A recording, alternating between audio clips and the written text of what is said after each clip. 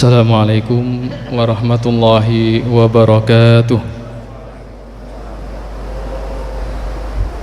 Alhamdulillahi rabbil alamin. Wassalatu wassalamu ala sayyidil anbiya'i wal mursalin Sayyidina Muhammadin sallallahu alaihi wasallam. Allahumma salli ala Muhammad wa ala alihi wa sahbihi ajma'in. Subhanaka la ilma lana illa ma 'allamtana innaka antal alimul hakim. Rabbi ighfirli wa liwalidayya warhamhuma kama rabbayani saghira wa ba'du. Jamaah salat zuhur rahimakumullah. Melanjutkan pembacaan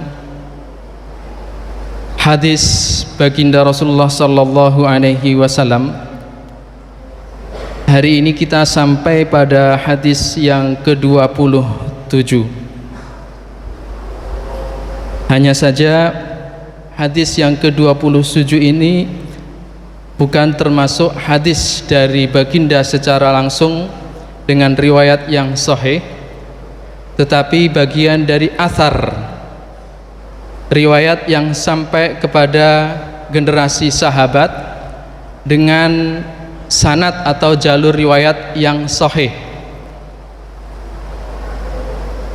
Hadis yang akan kita bacakan ini sekali lagi bukan hadis baginda Rasulullah SAW secara langsung, akan tetapi bagian dari athar, riwayat generasi para sahabat dengan sanad yang sahih.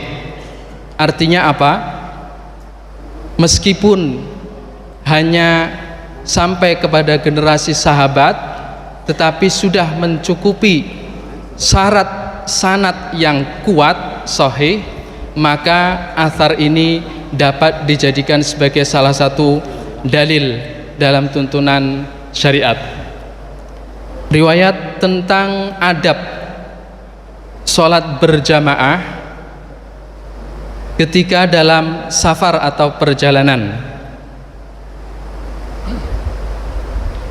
An Salim bin Abdillah radhiyallahu anhu anna Umar ibn al-Khattabi radhiyallahu anhu an sahabati jami'an kana idza qadima Makkah shalla lahum rak'ataini thumma yaqul ya ahla Makkah atimmu salatakum fa inna qaumun safar.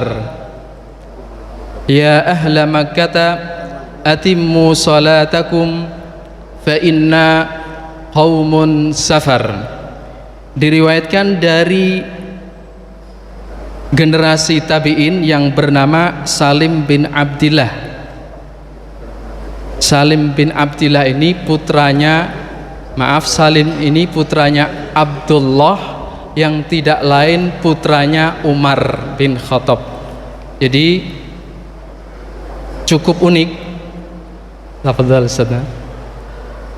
Urutan silsilah sanadnya dari sang ayahanda Umar bin Khattab turun kepada putranya Abdullah bin Umar bin Khattab sampai kepada cucunya Salim bin Abdullah bin Umar bin Khattab, dan itulah keistimewaan keilmuan Islam. Sanadnya bersambung, bahkan dalam satu keluarga hingga kepada guru-guru kita, para kiai-kiai menurunkan sanadnya kepada putranya, kepada cucunya, hingga kepada masyarakat secara umum. Ada kisahnya, termasuk dari keluarga Umar bin Khattab.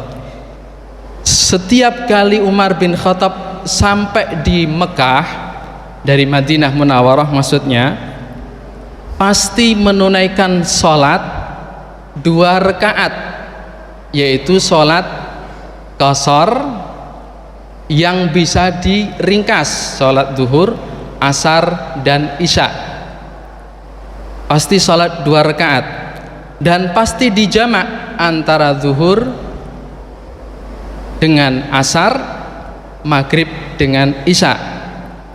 Nah, riwayat ini menunjukkan sholat qasar atau diringkas 4 rakaat menjadi 2.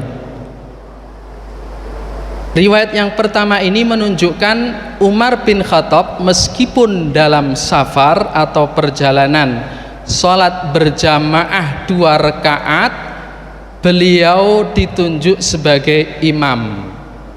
Nah, ini mungkin yang membuat terkadang jamaah bingung. Imamnya seorang musafir, dia mendapatkan keringanan rukhsah sholat qasar 2 rakaat. Demikian yang dialami Sayyidina Umar.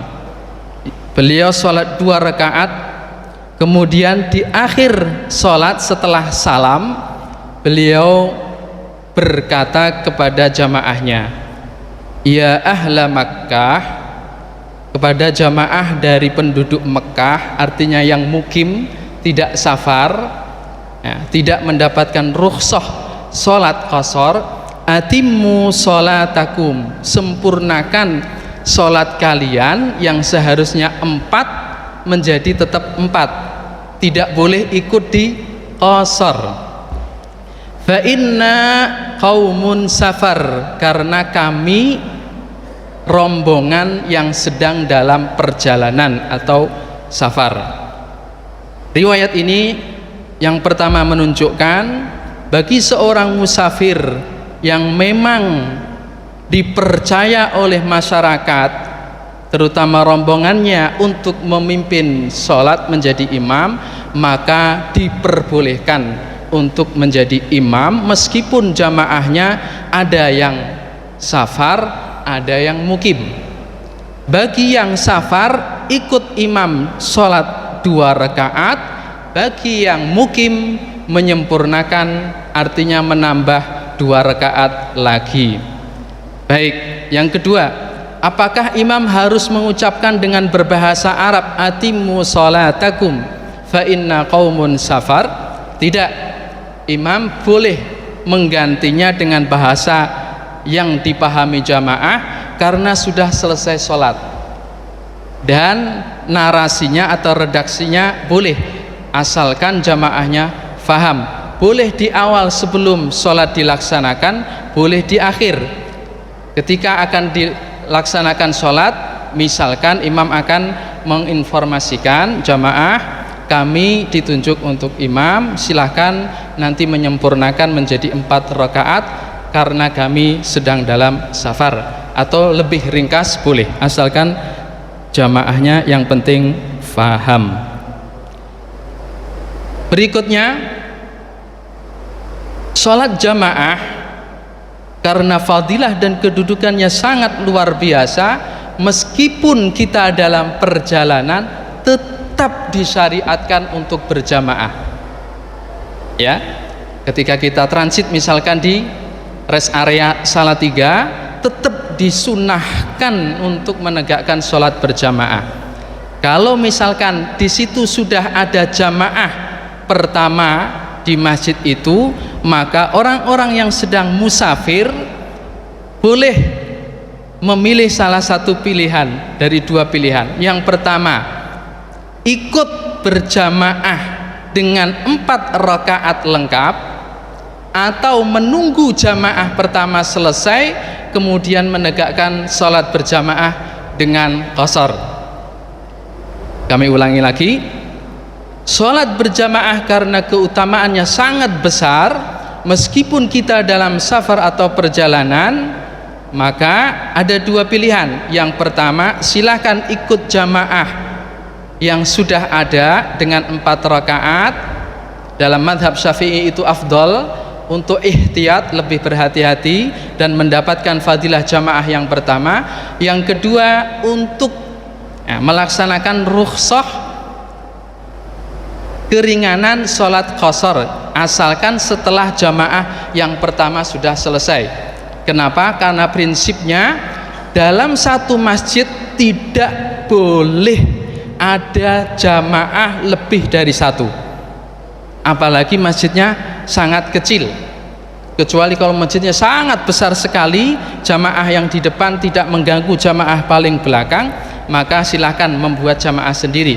Tetapi selama masjid itu masih terjangkau dengan pandangan, satu jamaah kalau nanti akan ada jamaah lain terganggu, maka tidak diperkenankan mendirikan jamaah yang kedua. Boleh mengikuti jamaah yang pertama, boleh menunggu kemudian baru melaksanakan sholat berjamaah secara qashar.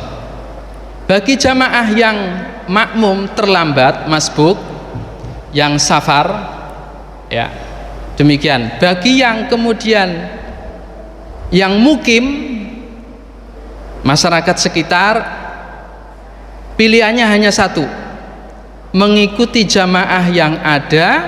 Kalau imamnya hanya 2 rakaat, dia akan menyempurnakan menjadi tetap 4 rakaat, dan syukur-syukur imamnya tetap melaksanakan 4 rakaat. Aqulu qouli hadza wa astaghfirullah li wa lakum wa sallallahu ala sayyidina Muhammadin wa ala alihi wa sahbihi wa baraka wa sallam. Wassalamu alaikum warahmatullahi wabarakatuh.